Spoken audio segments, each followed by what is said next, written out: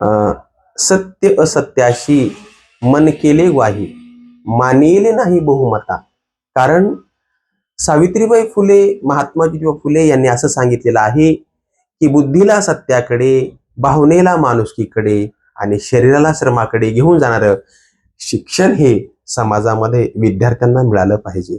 परंतु आज सावित्रीबाई फुले यांचा जन्मदिवस 3 जानेवारी 1831 मध्ये सावित्रीबाई फुले यांचा जन्म नायगाव या ठिकाणी झाला आणि वयाच्या 9व्या वर्षी सावित्रीबाई फुले यांचा विवाह ज्योतिबा फुले यांच्याशी झाला आणि या दोघांनी समाज परिवर्तन, समाजामधले रूढी, अंधश्रद्धा, व्रतवैकल्य यांना विरोध करून स्त्रियांना स्वाभिमान, स्त्रियांना अभिमान, स्त्री शिकली पाहिजे याच्यासाठी स्वतः अपमान सहन करून, स्वतः दगडगोटे शेण खाऊन त्यांनी स्त्रियांना सक्षम बनवण्याचं कार्य केलं. परंतु ते कार्य आजच्या स्त्रिया खरोखरच आत्मसात करतात का, हा फार संदिग्ध प्रश्न आहे. म्हणून मला सांगायचं आहे की सत्य असत्याशी मन केले ग्वाही, मानिले नाही बहुमता. सत्य सर्वांचे हे घर, सत्य सर्वांचा आधार, बाकी सर्व अंधकार, अशा पद्धतीच्या काव्य फुले पण